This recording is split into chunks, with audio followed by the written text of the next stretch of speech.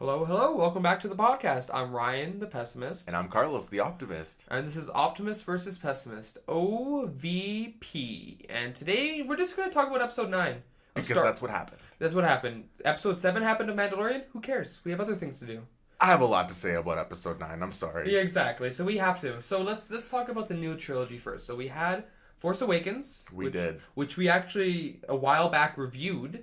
We had a review of it. And, 2015, if you can believe it. Oh my god, everything's changed since then. I have a beard now. The world is changing. The world is changing. Yeah, so we gave it pretty high praise when we first saw it. And then on reviewing it and rewatching it, like, our opinions have changed. It has now become, it's more meh than we initially thought it was. It is pretty much just a new hope. Now, you've expressed in the past that Force Awakens was deceptive. It was an awakening for me in terms of being a critic because I got tricked by the movie. I want to clap, but I don't want it on the audio. I'm sorry. So yeah, it tricked me because it had all these kind of nostalgia things that it kind of made me like overlook all the all the big problems it had. So like after that movie, I've really changed how I look at movies. I make sure to not fall for these kind of like, oh, remember this, remember that. So this, I do credit Force Awakens with helping me develop as a critic. Interesting. And then we have The Last Jedi, which I people like that one apparently. They really do. I'm so shocked how split it is. Yeah, to me there's no split. It's just a bad movie. It's just a bad movie. It's a bad Star Wars movie. It's a bad sci-fi movie. It's just a bad movie. Yeah, that one, obviously, everyone's talked to death about subverting your expectations and how that didn't work in that movie, so don't need to go over that again. It's just, yeah, the movie was bad, and it kind of stomped all over The Force Awakens and The Rise of Skywalker, because The Rise of Skywalker had to waste so much time trying to undo all of what The Last Jedi did. I think this is a good time to bring this up, is that now that we have come to the last film, it is so clear that there was not a plan for the trilogy. No. And it honestly, I even doubt how much of a plan there was for the overall brand, but maybe that's neither here nor there. JJ seems to think that there was a plan. Like, he seems to suggest that there was a plan. They're lying, though. Really, this is straight up a marketing decision to lie in advertisement, lie in interviews, because that's just what you have to do. And I resent them for it, because you don't need to lie in order to make money. I don't like that those two things have been taken to the point where they have to be married, because it's not true at all. You can be honest and still sell a product. I'm sorry, but again, that's totally a detour. Well, yeah. What is JJ supposed to like? You don't want to come off as incompetent, as Kathleen Kennedy doesn't want to come off as incompetent and be like, well, he kind of screwed us over for the rest of this trilogy. So we need, obviously. And I completely understand the sociology and the business behind all of it. Yeah. Definitely. That's just how the world works and how it is. But, so this movie really does have to be 2 movies. Yes, it has to do all the work of a second in a trilogy movie while also concluding the trilogy entirely. And that's not something one movie can do. Especially, it wasn't even that long, this movie. So it's not like we could have had almost like 2 movies going on. It's like, it kind of felt like the second movie was like the first half an hour or 45 minutes, and then the rest of it is the last movie, kind of. So this is gonna be my overall thesis, is that okay, this movie is maybe 2 sides of the same coin, or maybe something split completely down the middle. I'm reminded of actually Force Awakens concept art, where it was half the Anakin and half the Vader, which, never saw anything cool like that in the movies, but it's a cool visual.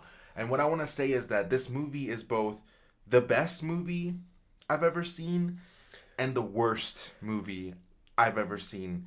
Technically speaking, from a film perspective, it's awful, because by necessity it needs to cram so much in. Yeah. And I remember telling you after we got out is I actually don't feel good. Like, I felt kind of physically ill, because I've never experienced a movie that moved that fast and threw that many things at me. That's never happened before. This is, like, for me, a very historical event that way in terms of film, because I've never actually been one of those people that's felt overwhelmed. Like, I've heard that criticism before of a lot of movies. oh, it was overwhelming. There was too much story, too much exposition. The pacing was this and that. But I've never actually felt it to the point where I was actually kind of physically sick and exhausted by the end of the experience. Okay.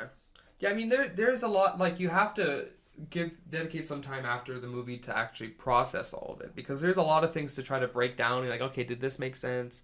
How did they go from A, B to C to D to F? Like, there's a lot to break down for the movie. Yeah, so. and again, in a really deceptive way, that adds a lot of rewatchability to it, because I do want to go back and see, because it was so much to take in. So I guess you guys can take our views on the movie as kind of like a first impression, because we saw the movie just the one time, so we don't have it as clearly and we don't have our thoughts as concise. But so this is going to be our first impressions of the film.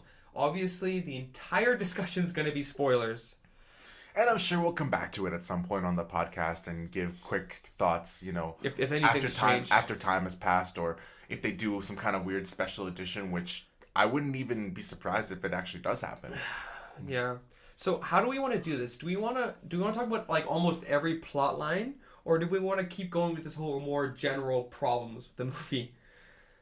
You know what? I kind of want to go into the specifics, because I have so much to say about every kind of thing, as well as we can remember it. You know, we're not going to strain ourselves to get everything exactly how it is. Okay, so but I think that forms our discussion in a more concentrated way if we start from beginning to end and work our way through and really get into how we feel about it. Okay, so I guess spoilers from now out. Okay, so quick thoughts. I think the movie is not good at all, and you think it's the best and worst movie. I don't understand that, but I guess you'll explain it as we go along. We're getting into it. So the first thing that's a problem is actually the opening scroll. Like, that's like the first second of the movie. Problem. The instant problem. The opening line is really cheesy, I thought, where it's like, the dead speak. The dead speak. I actually... How did they speak? Through the Force, I imagine. Oh. But, actually, I missed half of the crawl. Because for some reason, I don't know if this was just me and my friend beside me. No, it wasn't. I know exactly what you're gonna say. Like, the 3D wasn't working. It was not working for our screening. So, like, we kept, like, taking off our glasses. And it just wasn't working. And it was, like, seeing double, like, actually seeing double. So, like, I saw, like, the first, like, paragraph. I missed the middle one, and I caught the end. Oh, I started squinting right away, and I got rid of most of the blurriness. Yeah. So, like, it's really cheesy way to open up. Like, the dead speak, okay, whatever. And then, like, what this crawl is trying to do is try to, like, end the second movie. Yes, because absolutely. Like, it does feel like Kylo getting to this item, which is called with a wave finder, Sith wave finder. Holocron, whatever. Why wasn't it a holocron? It shaped like a holocron. Isn't that from old canon? Don't they hate anything that's old canon? So but holocrons have been brought into new canon in a lot of different places. In Rebels. And they look exactly like that. Yeah, I don't know. I guess because like their home planet is such a hard place to find that they needed these wavelength finders. That's a microcosm of how it feels like this movie was made in like a vacuum. Yes. Apart from all of Lucasfilm. It's weird. So the opening crawl sets up this like thing that happened in between the movies, obviously, because we both kind of knew that something would have to happen. Because like the last movie ends with everyone in despair and like there's like absolutely no hope. So it's like, okay, we can't start there. We're gonna have like a huge jump, which is not gonna feel right, but it has to happen. So we open like with something that does feel like the end of the last movie, where it's like Kylo, he's fighting people in that red forest we saw in the trailer, and he gets to the Wayfinder. He finds, because that's how you get to the Sith home planet. He goes Hexacron. Hexacron? Hexacron. Do you like that more than Korban? No. No, I don't think anyone does. No, I don't like that name at all. Better than Jeddah. That's much better. A little better. I think so. A little better. At least it sounds different, and it does, because you have Horcron. It doesn't invoke a sense of evil to me, though. It invokes a sense of like business. Yeah, really? Like a business, like Hexacron, like Enron. Oh, okay, yeah. Like a computer company? Right, yeah. It's a little sinister, I guess. I guess. But you know, when you say like Korriban, like it just sounds like some evil stuff went on there. Which is now Morban, right? Right? Morban. Yes, but now it's Morban. But is okay, so did this movie override what Morban was in new canon? Or is Morban something else now? Like, was Morban never the home planet of the Sith? Or is it always Do they say that this is the home planet of the Sith? I think I think they just say a hidden lost world of the Sith. I was pretty sure this was like the Sith home world. But again, I don't know. Okay, so then he gets there. he wants to kill the Emperor because he's stupid. He thinks he can He just doesn't come there. he doesn't want anyone to challenge his power. Yeah, Is but what the Crow he says. thinks he can beat the Emperor for some reason. Why?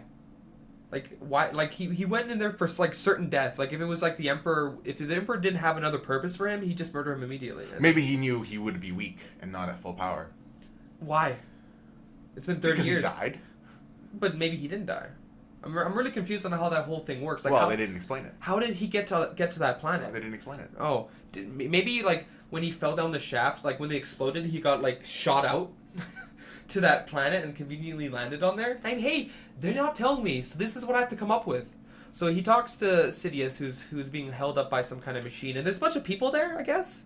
Right, but not at first. But yes, okay. I will say one thing. I did like the design of Sidious in this, even though it's not earned because it's not explained. Yeah. I like that he was like attached to the machine, and the way that they were using the lighting to change his face, like in and out of different stages, and the white eyes, and like the decrepit, even more so than was before, like design of his hands when he's weak. Yeah. That whole concept behind the character being like starting out weak and going to a place of strength. I like that. Okay. Again, it would have been a way better payoff had there been some explanation or some setup Like for it. that again, like it seems like they should have just gave this to JJ because JJ could have linked this in the second movie. Maybe in the end of the movie, like maybe throughout the second movie, there's like whispers. Like Kylo's getting whispers of this, and then by the end of the movie, he goes there, and then we have this scene where it was revealed that the Emperor has this fleet. Yes. Yeah. Is it called the Last Order? Okay, it's called the Last Order. The Final Order, I think. The Final Order or something. Mm-hmm. Okay, so he has that. Oh, sorry, I almost forgot something stupid. I don't know how I could forgot this. So it's revealed now that Snoke was actually a clone of the Emperor, or a clone that he utilized. A clone that he utilized because there was the Vats and there was the different Snokes. Okay. So here again, this is simultaneously why this is the worst movie and the best movie. Okay. This movie is cleanup. This movie is cleanup for Episode 8. This movie is cleanup for the trilogy. And again, I appreciate that because I was a person that was hurt by Episode 8. Right. This is literally them saying, we've heard the feedback, the criticisms, we're going to make a movie that fixes it. I don't know if it fixes it 100%. No, it doesn't. That's the goal. I'm saying that's the goal in mind. Yeah. So okay, this specific thing about Palpatine being in charge of and having created Snoke. Yeah. I would have liked it. I would have liked it if it would have been developed. Well, if it would make sense. It's a good story element. It would have been interesting, properly developed. It could have been. But okay. I'm glad they explained it. I'm glad they didn't just not mention Snoke, which was something I was actually worried about and could have been a very real possibility. I don't know if that's better. I liked the little touch of him saying, "I was all the voices that you've heard in your head," and he switches between the voices. That's cool. That means that he was sitting back, almost possessing him from like way away in the galaxy, which shows he's powerful. Shows that he was manipulating back, the whole time, even though that's not earned because this movie doesn't earn that. That's me adding in the canon for myself. Yeah. I like that story element. And so when this movie does things I really like, I love it as a fan because I wanted this trilogy to be good. And the story presented here proves to me that if JJ had all three movies, or even if they had been different directors, but the plan had been in place, we could have actually had a really interesting, entertaining story. Maybe it wouldn't have been the greatest. Maybe it wouldn't have been anything groundbreaking, or, it wouldn't have been cinematic history. But I don't think we can get that anymore with Star Wars. We can't catch the lightning in the bottle. 77 was 77, and it'll never be the same. Okay, well, that was a lot. But anyway, so throughout, I like a lot of little things, lot of little choices, and it just makes it such a mixed experience. Okay, I'm gonna disagree with you on the clone being a good idea. I think at this point you have to kind of what's it called? Cut off the hedges, or like you have to kind of your bed has been made. Okay. Snoke was a failure, so you can't go back and justify it because it doesn't make sense. So like for it to make sense, Sidious would have to have like planned Kylo Ren to betray Snoke, or else he would have killed Rey. And then then this whole movie would make no sense. So like you can't at this point you can't justify Snoke. It doesn't make sense. So I think it would have been better if they were just like, hey, he was just this dumb Sith Lord who doesn't matter. It's like now that you found real power, like maybe like something like that. It's like, oh, he was a lesser. It doesn't matter. You know what I mean? Maybe that would have been better. Maybe that would. I think that would have been better. So instead of trying to justify it again, like they have nothing to work with the Last Jedi. They have to either contradict it or try to fit it in when it doesn't fit. So That's another way where I was honestly very, very impressed because I felt like Last Jedi, and you alluded to this, I felt like Last Jedi ignored Force Awakens completely. All of the story points that JJ set up, all of the mystery box stuff, all of the stuff that could have been very, very interesting to carry throughout a trilogy, yeah, was just dropped. Yeah. Just dropped. The Knights of Ren, where Maz Kanata got the saber, who Rey was. All of that was just wasted because in Force Awakens we're setting up that she's someone special and Yeah. that our characters know. Yeah. Han Solo gave her those looks. Even Leia gave her some kinds of looks that kind of gave you ideas that there's something more here. Yeah. And Maz Kanata, who's the girl? All of that setup was ignored. But I was shocked how many things were not ignored from Last Jedi into Rise of Skywalker. Yeah. Primarily the Rey Kylo relationship, not just their relationship, but that particular force power, which the doesn't fandom make has sense to me. dubbed Force Skype or Force Time. Yeah. Okay, but like, so who's keeping that connection alive then? If it's Okay. not Snoke. So Snoke said that he was the one that That made that connection, Yeah. right? Yeah. I could say that if it was Snoke, it was Palpatine, and maybe Palpatine is still doing that, or I could say that because of the retcon that they put in this movie about the dyad in the Force, which is, how did they explain it? Two beings that were one in the Force or share the same space in the Force? I'm not sure. That sounds dumb. I'll have to but, rewatch it, but you know what I'm talking about. Yeah, I know. yes. I know the dumb scene. Yeah. It was a huge, huge retcon. But, okay, because of that, I can kind of like almost suspend my disbelief enough not to worry about that. I agree with your point, though. Okay. So then also we get the whole. So not only do we have to explain the Snoke thing, we have to discredit Ryan Johnson's Rey's parents are nobody in that scene specifically. It's like, oh no, they weren't nobody. It's like, okay, of course we had to get here, and then we have to find some kind of convoluted way. It's like later in the movie. But again, he kind of tried because the dialogue there is I didn't lie. They chose to be nobody. Yeah, no, that to me forced. was like, But again, proving an effort not to just flat out ignore something, but to try to kind of bring it together and save any kind of sense of there being a trilogy, which is something I appreciated. Okay, but do you like in the original trilogy when Obi-Wan was like from a certain point of view? I didn't at Exactly. first, So but that- I've grown to like it. Really? Because like It makes the character But of Obi-Wan I think- more complex. at least in that movie it made sense though. Like this one, I guess the problem is that we've been following this, Yes. so we knew that like there was no, like this wasn't planned. They had to, Agreed. So like it That is the feels, problem. Exactly. So it feels a lot more forced, and it's like, oh, of course, they went to be nobodies because they were whatever. Okay, so Mm-hmm. we have that set up. Movie starts, I guess, proper because I guess that's the end of the second movie, and then. We start properly with Rey and Leia. I guess Leia's training her again. Like this is something weird. Like it's almost like they wanted us to assume that she was a Jedi, when the last two movies, like before Last Jedi, like Force Awakens, nothing, not a mention of it. And now all of a sudden she's fit to be her master. And not even just that, my friend. Get ready. Oh no. Because now we're gonna talk about Lucasfilm as a whole again for a minute. If I can take a minute. Oh my god, I don't think we can. We've It's been an 8-hour established in new canon. Yeah. We've established Yeah. that Leia did not train as right, a Jedi. That's true. Bloodlines established that. Yeah, I read. Claudia Gray's bloodlines. Yes. We have flat out retconned that here Yeah, pretty much, yeah. because we had to, out of necessity. They couldn't even last like 5 years with their new canon. Could huh? not even last 5 years, and that is not the only contradiction. Oh, That is good. not the only contradiction. I can't wait for more. We'll get to them. So yeah, she's training in the woods. Actually no, did we get? Actually no, I think I might be skipping a scene, because I almost forgot about the forgettable opening action scene with Poe and Finn, where they this one okay. So the idea is like they're getting messages from a spy in the First Order, Yes. and that plot line goes nowhere. It just ends at some point. Okay, so Pretty much, again, yeah. this is why this is simultaneously a great movie and a bad movie. Okay. I like that scene. I like the piloting. I like the ties going after them. This movie feels like Star Wars in its moments. In its moments. It really brought out the kid in me again, and the real core fan in me, just for little moments at a time. And it was like I could like grasp like my childhood like fantasies and joy that this kind of thing used to do for me. But it had no substance or weight. Why was the slug on the ship?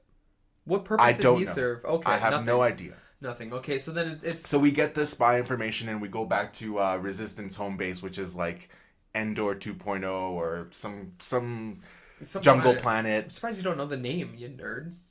So yeah, then we cut to Rey. I like that scene. I like the training scene. The way it's shot, the way she's running, the choreography of it. Yeah. I felt it cheap that she's still training with a stupid training droid that shoots the lasers. Yeah. I felt so unnecessary. It feels so tired at this point. Like, why can't we have new things? I want new things. Also, like, I think one of our friends pointed this out. It's like the way she's holding the lightsaber now on some occasions, it's weird. She's doing the like holding it off like on the opposite side, and she's holding kind of like a tonfa. Yeah, and it doesn't work. Like it worked with like two sabers or something like that, but like with one, it looks weird, and I don't know. Does kind of look weird. And then then everyone gets back, and then apparently between movies, everyone's decided now that Poe and Rey hate each other, even though they just met at the end of the last movie. Did not like that at all. Okay, so this is something that we have to talk about. I think everything's something we have to talk about. We have to talk about this. This is the first movie where this new trio has actually felt like a trio, but the problem is that they had to force it really, really hard because we only have so much movie, and we can't dole it out over time like it should have been if we had had a plan. Yeah. That kind of bickering is classic of like the original trilogy trio kind of vibe, but they had earned it over time, and it was never as intense and as forced as this is. No pun intended. I think it would have been better if it was more playful. Yes. Where if she was kind of like more sarcastic, and they were kind of both sarcastic. It could have been written a little better. Also, you know what? I'm going to take this opportunity here to... There's some things I actually like in this film. Surprisingly, I'm going to go with this one first. I think they did Finn well in this movie. Finally. It took two movies. It does feel like he's fully developed at this point. Because like, he doesn't have a stupid arc to overcome. He doesn't have the same arc again. Because he got the same arc for 2 movies. And it does feel like he's learned from his experiences. He has more confidence. He actually becomes like second in command of the entire... Which is a bit forced, but I get it. It's for the movie purposes. And also, I mean, they had like 12 people in the main, like...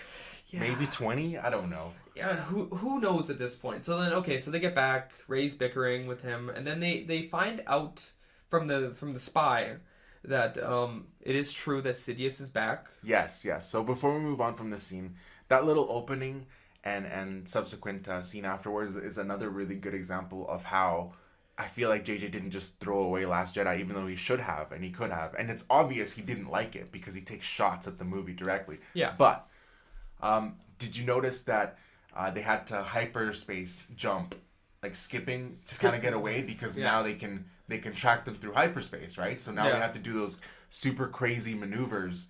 I do remember that sequence, and I did enjoy it actually.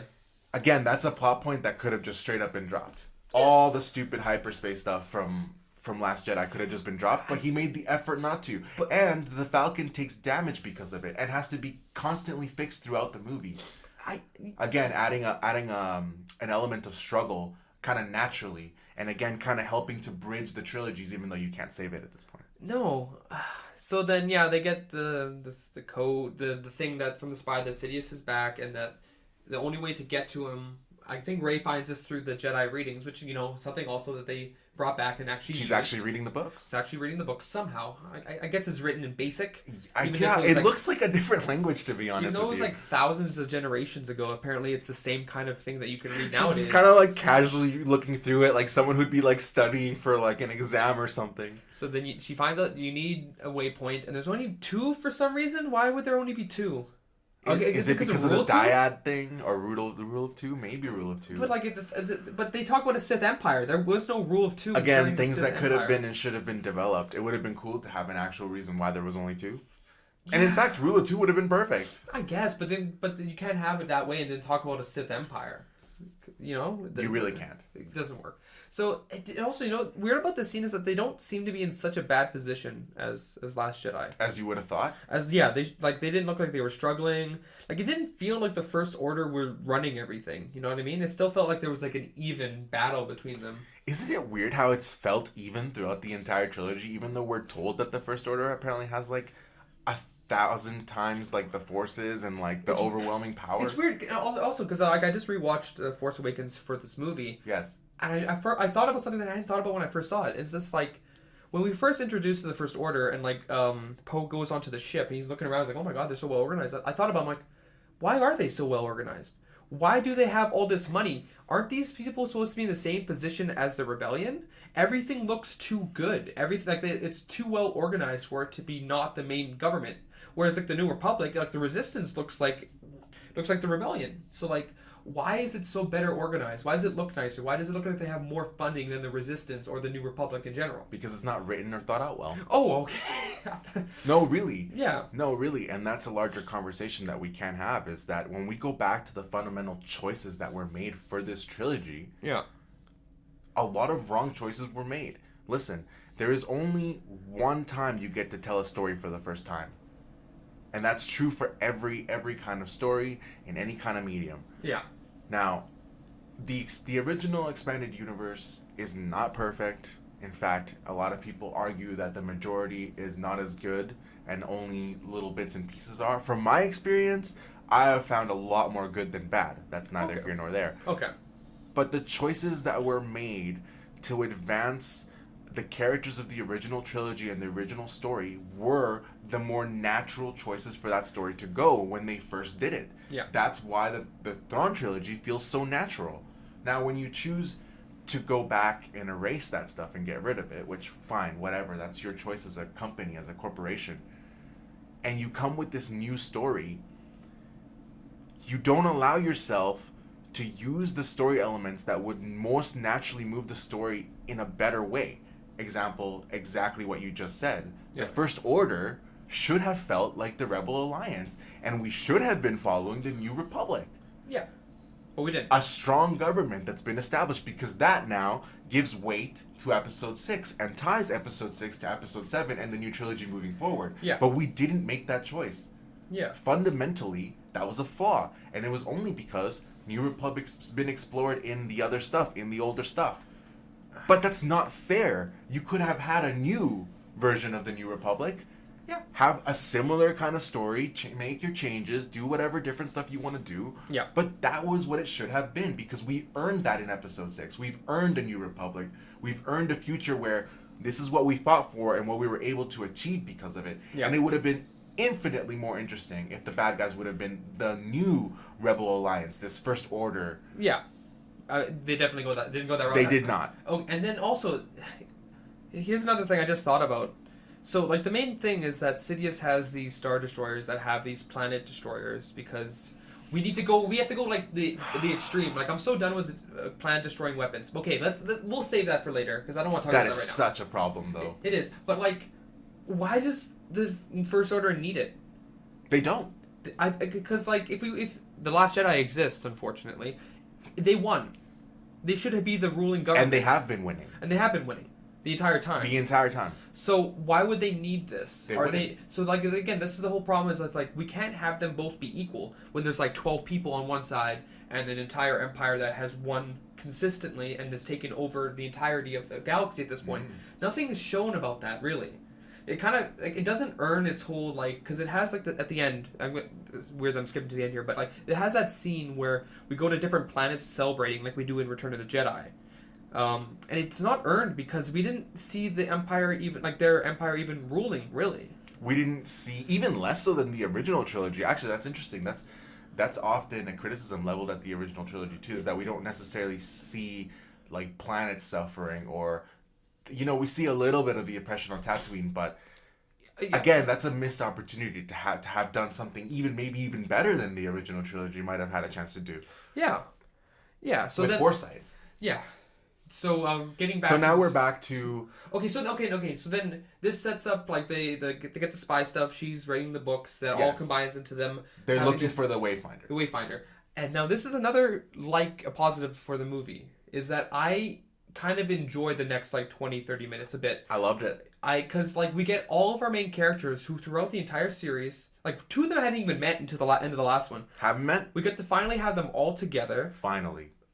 For some reason, R2D2 doesn't get to go on the journey, but 3C3PO does. Weird, right? So weird. It's weird how they just hate R2D2. They really they do. don't want him because like They didn't want him to get played. You might be like, oh no, because they already have a droid. No, they get introduced to another droid later in it, so like it's not Plot even convenience droid, yeah. not That's plot convenience droid. So the idea is now like Luke apparently was also looking for this waypoint because he was looking for the Sith homeworld, and okay, was this okay? So then like he was gonna meet with the Sith guy. Now, was it a mutual meeting, or was it like we're gonna intercept this guy because we know he's here? Oh, is that an interesting question that you would have really appreciated some explanation on? Yeah, I that would would have have been liked that. really satisfying and Yeah, kind of necessary. kind of. It's not there. No, it's not there. So then, so like yeah, they go to this planet. Obviously, the whatever is there, and they have to fight, fly, run away, whatever. Also, at this point, comedy's not working. Comedy doesn't work for the entire film. It's not funny. I don't know. Like again, like the original trilogy wasn't funny. Some of it works for me, not all of it. Really, like The stuff with C-3PO worked a lot with me. well, that might be just because of your nostalgia. Yes, absolutely. No, that's 100% the Yeah. reason. Yeah, and so then none of the comedy works because like again, the original trilogy wasn't a comedy. It had comedic elements within it. And very little and very strategic, very well executed. Well written, I think. Well written. Even so, yeah. So then they're running away. They accidentally come across where they lost the Sith guy. Oh, we meet Lando Calrissian again. Yeah, Lando gives them. Okay, so what it is, and this is actually to the movie's credit, is that Rey starts to follow Luke's trail. So like, Luke dropped the trail. It went cold. We're following his trail. Yeah. We go to this planet, another deserty planet. Yeah.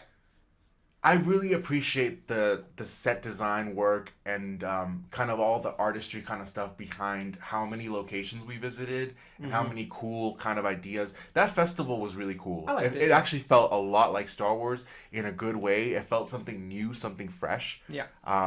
And that's why I feel like we really liked that next 20 minutes is because we've been waiting for an adventure. Yeah. We've been waiting for our characters to be together, exploring the galaxy. And honestly, it would have been incredible to get this throughout a trilogy because when you actually see these actors together, they have amazing chemistry. They work well, yeah. They work well together. They actually do feel like they like to be around each other and work with each other. Again, if we had had a plan, right, we could have done this so much better. Yeah. Lando is where we have to stop because I feel like he's the only character of the original trilogy cast Yeah. that actually got treated well and that actually they finally got it right. Not perfect because there's still some stuff with him, but they didn't kill him. They didn't make him look stupid. They didn't diminish his old character arcs, which I can give you examples for all of that for various reasons for any of our original trilogy. Not even the main characters, but concepts, side characters. It almost seems like they hate the original trilogy. Like these people are like, we need to have these in the film, but we need to get rid of them immediately because we're better and we have better things to do. I understand the idea was like we don't want to like take away from the new cast, but then again, you made this part of the trilogy, so you can't really have it both ways there. Right. But, he was very satisfying for me as a Star Wars fan, as a lifelong fan of the series. It was so satisfying to see him be his old self. Billy D still got it. It was written properly. He's helping them out. He makes a little nod to Leia, and even how he's always kind of had a little crush for her. Right. And they have that respect for him right away. General, we know who he is. We know who this is. It's kind of weird, like going back and watching them again. It feels like everything said from even like I know the characters are not done well, but like everything said by Han Solo, by Leia, by Luke, like the dialogue doesn't seem weird when they talk about things, but then when other people, like when the new cast is talking, the dialogue kind of falls flat, and like I don't know what it is about those guys. That's part of the lightning in the bottle, though. That might be it, yeah. They were able to make that dialogue work in Yeah. 77. They were, I mean, Harrison Ford says it. You can write this stuff, but you can't say it. That shows their level of skill as actors, but not even just that. I think it was just a lightning in a bottle situation because these actors are equally as talented as those would have been, back in the day. You could say they're equivalent, Maybe, yeah. but it doesn't work as well. It doesn't feel as natural. And maybe that's part of the magic that we can never get back. That's probably it. So then the chase happens. They run away from the First Order. They accidentally find Sith guy who has the Sith dagger, who has the Sith. No, he doesn't have the waypoint. No, he has no, the location on this dagger to the waypoint. Let's talk about this dumb dagger for a second. Okay. Okay, so what it was supposed to be was like that thing from Indiana Jones, right? That like shows him where the light goes, and I guess it kind of like that because she holds it up to the Death Star wreckage and is like, "Oh, it's right there." What did that thing show her? Nothing. I didn't understand. That was really I don't. It was so forced. I like the Sith dagger, what they did with C-3PO, with all of the interpreting the Sith language on it and stuff, but that's where it should have stopped. Okay, no, that one I have so many problems with. But okay, the problem with that is that like it's based off of the geography of where the Death Star crashed, but it's a Sith relic. How does that work? It would be a 40-year-old relic, so not really a relic at all. No, for it to make sense within story. It can't be anything more ancient than 40 years. No, so it doesn't make sense. So then we have this, I think, very dumb plot line where C-3PO is able to read it, but he's not able to translate it. Because of a law. Because of a New Republic law. But why? Because the Sith language is, What's banned. wrong? But why? Okay, but here's my problem. Okay, what if Governments ban languages and stuff, right? Don't they? Not really. So anyway, so the problem is that like, okay, say for instance you go to this planet, right? And there's an entrance, okay? Yes. And there's Sith writing all over the entrance. Maybe it's telling you not to go in there. Wouldn't you want to be able to understand that? Oh, of course you would. Why is knowledge a problem here? Why can't droids interpret that? It's weird. It felt forced. It felt forced to be like the New Republic outlawed the Sith language. It felt like a reason. Or maybe even it wasn't the New Republic. Maybe it was like the Old Republic outlawed the Sith language. But he does give some lip service to it. Okay, but again, the reason that this is dumb is because the whole story arc that goes along because of it is that they have to go now find a person who can affect his memory so that they can get to the information, which is pointless because he gets his mind wiped and then he just gets his mind fixed by R2-D2 later. The movie does this a lot. Kinda. A lot of fake outs. Yeah. A lot of this might be important, but it's not actually going to be important. So again, that point you just made. Yeah. That's why it's the worst movie ever. Now let me tell you the opposite side of that for me as a fan. Sure. They actually gave C-3PO something to do. They actually gave him something to have value in the story, and he got to actually deliver a lot of really enjoyable C-3PO lines because of it. Oh, okay. I'm not saying it was a good choice, but I can't help the feeling that brings out in me as the lifelong fan. You know what I mean? I want that. And so when it happens, even for the wrong reasons, I love it. Okay, there's that scene, obviously, in the trailer where it's like, I'm taking a last look at my friends. And that angered me because it's like, you haven't been here for this trilogy. You've had like 10 lines through 2 movies, and you just kind of been in the background doing nothing. I'm happy that they got to bring him on the mission. I'm mad they didn't bring R2-D2.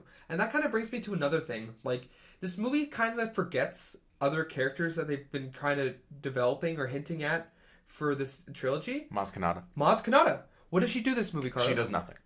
Oh, no, she says, she gives us exposition on why Leia's dying. That's nothing. So nothing. And then also Rose. Also nothing. Rose was one of the biggest pointers of, I did not like Last Jedi. I'm not going with this. Her character was entirely dropped. Yeah, pretty much. And then like the whole love thing between her and him. The what? Oh, sorry. Never mind. The what? That didn't happen. There's also that dumb Finn thing in this movie that they don't explain, where Finn's like, they think they're gonna get executed, and then they're gonna die. So Finn's like, hey, I gotta tell her something, and then.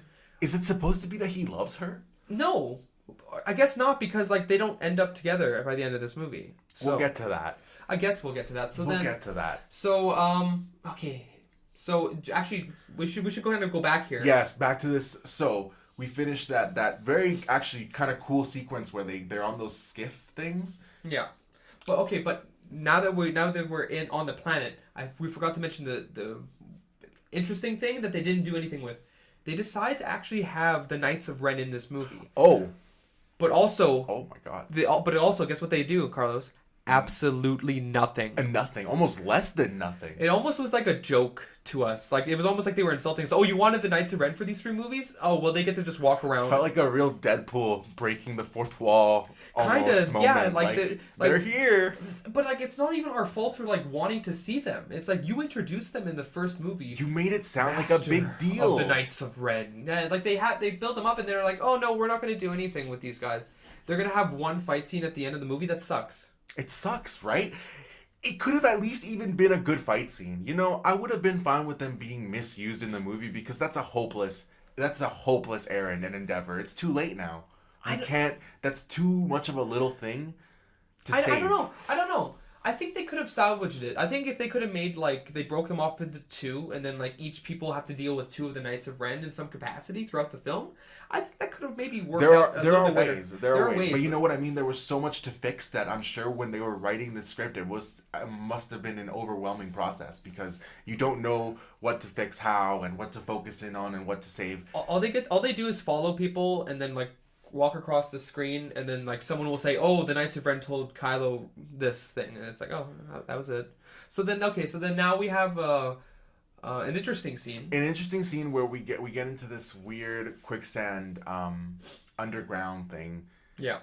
Now this scene exists to set something up for later in the movie, but let's not forget what you were about to say. Finn sets up something that goes nowhere. Yeah. He says, "I have something to tell you, Rey." Yeah.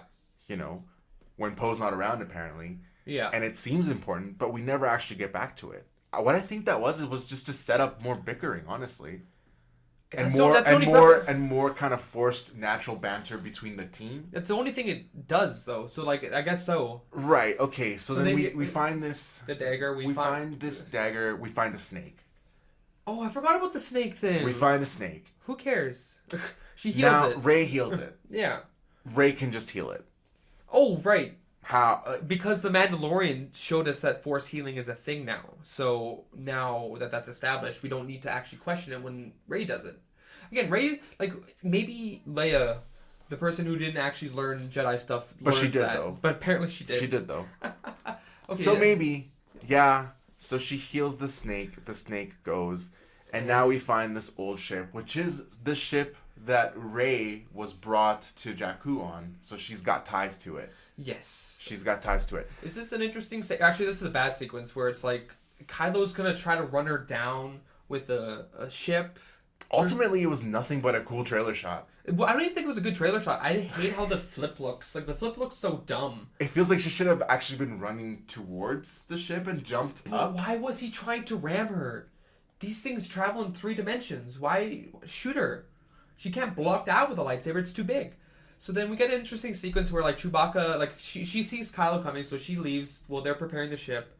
They send Chewbacca to go help her, and then Chewbacca gets captured by the Knights of Ren, I think. Right. And then we get this interesting kind of weird sequence, like, it's filmed odd, where, like, they're like, she's trying to stop the transport leaving with Chewbacca with her. She's trying to Star Killer the ship. Obviously, from Force Awakens. The Force Unleashed. And again, that's an amazing concept. I would have loved to see it in a movie that had actually earned a really powerful Rey and had been developed. Yeah. I don't think... But it is cool that she is as powerful as she is. It's just not earned. Does that make sense? Yeah. Now what happens is that she gets frustrated because Kylo's also kind of screwing with her in the ship. You know? They're both forced... Like, even though she could, like, force push him or something to stop him from... I actually don't know what he was actually trying to do. Was he trying to, like, push it up? Or was he also trying to just push it to him? I don't know. Actually, now that I think about it, it looked more like a pull and... Like a tug-of-war. Yeah, it wasn't like he was trying to get it out of there. Yeah, so it's odd. Odd the way it's filmed. But yeah, she gets frustrated. She force lightnings it in anger, and blows it the hell up. Now, this is when I was shocked. But this was actually... a good shock. It was a great shock. Because this is what this movie is trying to do. This movie is trying to have like a Rey is questioning light side, dark side, which is not something we kind of got really in the last 2 movies. Like no. like he gave lip service to, but I never felt that. You know what I mean? They Yeah, always felt Rey like never really struggled with it. She just no. kind of is of the Force, and They're it's trying to whatever. make her a character in this one, which is very interesting. It's a little too late. It's a little way too late, 100% too late. So like, so she thinks she's killed Chewbacca, and that kind of puts her on a very emotional kind of like almost like emotional roller coaster, which could lead to her kind of embracing more of the dark side because of her emotions. I like that, but then they undercut it because Chewbacca didn't actually die. They faked us out, and it was a bad idea. It was so bad. It was the first moment where I felt like, okay, this actually is getting some substance now, because Rey is struggling. Yeah. Because she's revealed as a Palpatine. So now we have this like bloodline. Is your bloodline stronger than what you actually want to do? Yeah. Can you still be a light side Jedi? Can you still be the hope of the Jedi if you're literally the seed of evil? I love that, man. I wish that would have been properly developed and explored. Yeah. This is why this movie is simultaneously awful and the best. That is an amazing story concept, because we actually ended up with the the Skywalker grandchild and the Palpatine grandchild fighting it out, which for a 9-film space fantasy saga is where it should have always gone. Yeah. I hated the notion of Rey being nobody, because that's not this story. I'm not against the message of anybody having the Force and anybody being able to be a hero. That's a good story to have in other stories. That's a great message. But the Skywalker thing is about lineage. It's about bloodline. It's been about bloodline since day one. I have no idea why it was an effort to take it away from that, like we're embarrassed of it or something. Yeah. And now, because we have to do such a hard course correction, we have to rush and force all of this amazing story idea and potential and waste it. Yeah, that's true. Simultaneously the best, simultaneously the worst. Yeah, so then what happens next is, like I said earlier, they have to get someone to open up C-3PO to get to the message. So they have to go to another planet, and this is the planet where we get Poe's backstory, which no one really was asking for, but I guess I wasn't really happy to get it, because it kind of was like, oh, you're just Han Solo. You're gonna love this, actually. Oh, no. This is our second what do we know about in canon moment. Oh, no. Poe Dameron's parents were in the Rebel Alliance. Oh, okay. They conceived while they were in the Rebel Alliance. Sure. Poe is shown to be a prominent fighter pilot in the New Republic military before joining the Resistance. Okay. He was not a smuggler, Oh. but now he was. Wow, they really don't like their canon, huh? They do not like their canon. Like, they didn't like old canon, they don't like their own canon. There's no canon they like. There's a lot of cool things in there, too. Poe Dameron, trained by Wedge Antilles in the New Republic military. Okay, but... Poe Dameron trains Snap Wexley, which is JJ's buddy, who's also in this movie, who dies. The bigger guy. What's his name? Oh, yes, I know what you're talking about. His actor name escapes me right now. I know what you're talking about, though, yes. Yes. Greg Grunberg. Yeah, Yeah, sure. there we go. Yeah, whatever. So a lot of cool story ties that were completely ignored. And of course, I'm sure there's going to be some kind of tie-in comic or novel that shows us that, yes, he was in the military for a bit, then he became a spice runner, whatever. You retconned it, and it was unnecessary, because you're right, it just turns it into Han Solo. Yeah, and then, like, then... Like, the only thing I like about this sequence and this planet is that, again, they are trying to give Poe a character, which has also kind of been lacking, and it's forced, but at least it's an effort. I like Sori Bliss. I think the girl, his girlfriend. Oh, Helmet Lady. Helmet Lady. Yeah. Yes. Her. She was done well. Their thing felt natural and good. It gave a lot of good history. I like the will they kiss thing and little joke between that. It gave it a little more substance, and I really like the design of the little creature that does the reprogramming. Babu Frink, I think it is. Yes. People were like, "Oh, is this gonna be the new Baby Yoda?" No, Baby Yoda still wins. Yeah, Baby Yoda wins. Sorry, you're not gonna compete. But it was cool. It was cool. So then, this is kind of this is happening. They get the message of where it is, which is obviously has to be the Forest Moon of Endor. It didn't have to be. No, and then like Kylo is chasing them, and I think Kylo is they've been having this connection throughout the film, like we introduced in The Last Jedi. Yes. And but she also feels, because they're following her and them, and they have Chewie. Yes. She feels Chewie on the thing, so on this on ship. the Star Destroyer. So then they leave. Well, they land, and we have this very interesting fight scene that happens. I mean, this is a little bit later during that sequence because obviously they do the whole New Hope thing. They get in there, they get Chewie. Right. So this is the best effort to salvage Last Jedi. Now the Force Skype has evolved into becoming a physical thing as well, where you can not only pull physical objects from the other person's space, Yeah. but you can also Interact. And we have a very cool, clever lightsaber battle while they are in two different locations while simultaneously being in the same location through their connection. Yes. And I appreciated how it was shot. It was I great. appreciated just the story context and weight of that. I appreciated actually salvaging a good plot point in Last Jedi, surprisingly. Which was what? And it works. The Force Skype Oh, the thing, Force their Skype connection. thing. Right, yeah. Because it's also set up there, because if you remember, even when she was on Octu, the rain. Yeah, he felt the rain. He felt yeah. the rain. So, So again, tying the trilogy like that, I appreciate the effort to try to save it. I really do. Yeah. Even though it's too late. I'm sorry, but thank you for trying. Well, they also conveniently find the lady that Poe had a relationship with has a coin that will let them get on the ship. I forgot to mention that because it was such a They say it's convenient. like a captain's insignia or like some kind of rank of the First Order. What is that? Is that a coin? I've never seen why wasn't it like one of those things that they have in their pocket? I thought isn't that what they're supposed to be? Yes. Yeah. So then why wasn't it that? Okay, it doesn't matter. So they get Chewbacca. They get caught obviously, and it's revealed that Hux is the spy. Had to give him something to do. Well, they had to get rid of him because you couldn't go back with Hux from the Last Jedi. You couldn't because in the first movie it's kind of more introduced like they're kind of rivals for Snoke, where like he's the military side, he's the Force side, and they're both kind of pining for power, getting influence with Snoke. Yes. And then in the second one, he's just a buffoon. Such a weird way to take that character. So they did the only thing they could do, and like he reveals himself as a spy, kind of accident. Like he takes out the people that are going to execute Poe and Finn and Chewbacca, and then he tries to make it seem like he got shot trying to stop them, but then the new guy, the new hotness.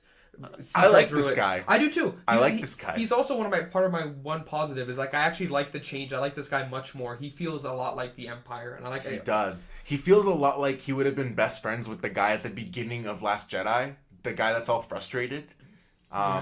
He's like, we should have done that already. Like those guys are best buds. I think so. They're taking coffee breaks together for sure.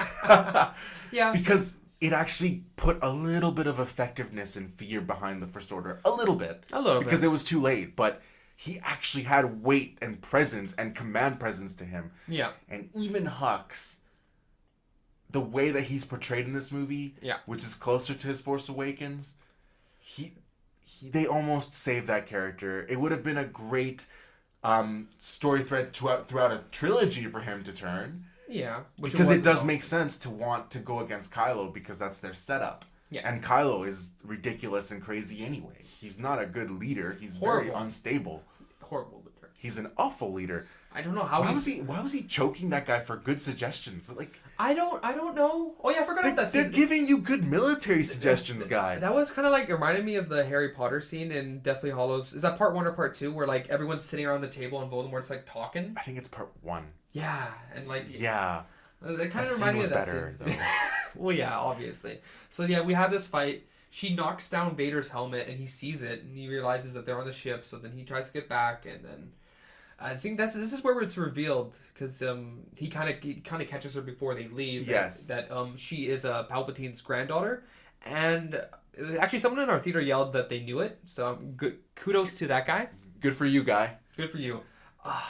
How do you feel about the reveal? It's dumb. I mean, what's dumb about it? I don't mind that she's related, but like I don't understand. Like they didn't explain the whole son thing. Who? My biggest question is, did he get it on before Monster Mash face, or while he had like Senator Palpatine, like old man, happy grandpa face? I don't know. I really don't know. And even like what did his son like work in the Empire? Like maybe he was like at the post office, like post general or something like that. And he did. The little we saw him, he just looks like a Normal guy.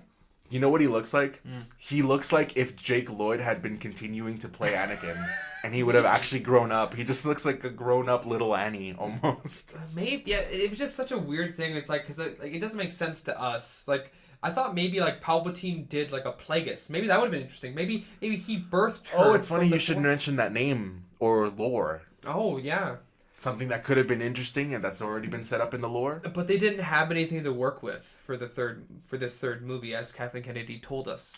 There was no source material. Except for the cloning, which they 100% stole from the expanded universe. That 100% was from the expanded universe. But we have no novels to draw from, Ryan. Except for all those novels, Thrawn trilogy.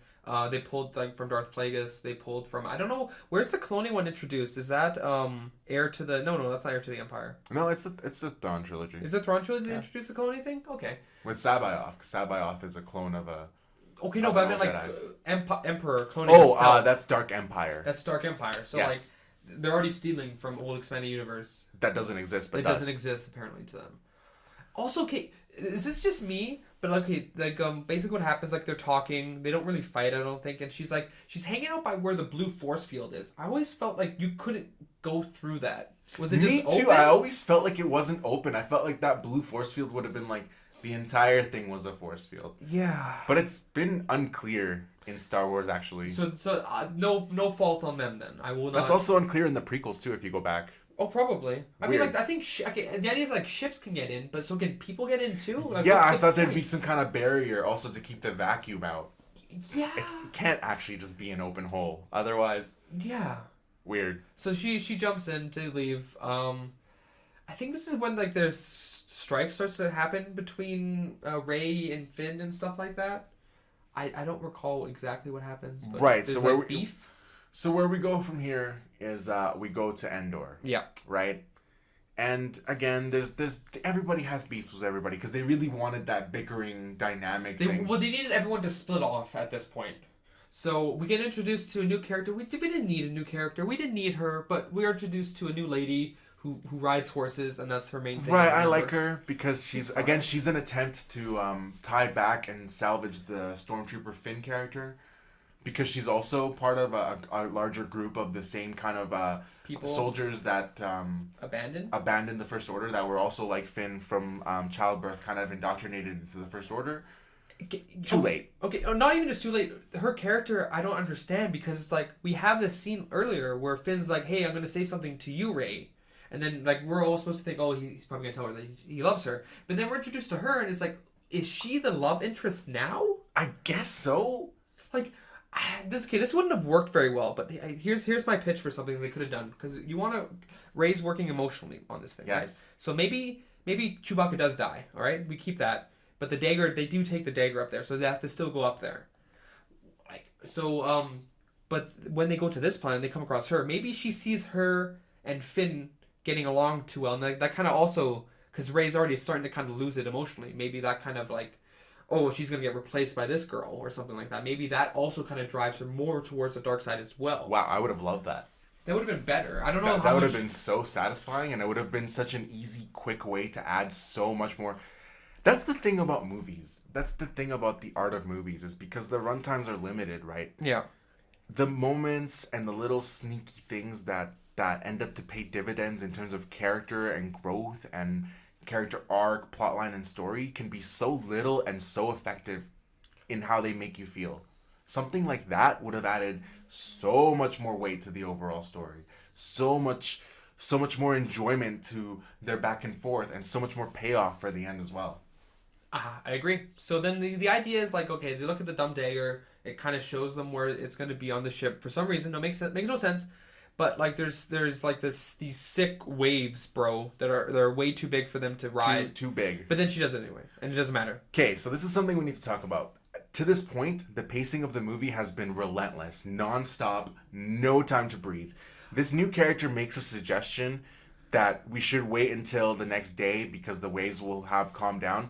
I was like, yes, please take a moment. Please take a break. I need it. I physically needed it. Yeah. But no, you're right. She just immediately jumps in and does it anyway. She hits some killer narnars. I don't remember what it is. Who even knows? I like the wave ship thing. It's like a Star Wars raft. That was kind of cool. Was it Mateship? No, they had them, right? They had them. They had two of them.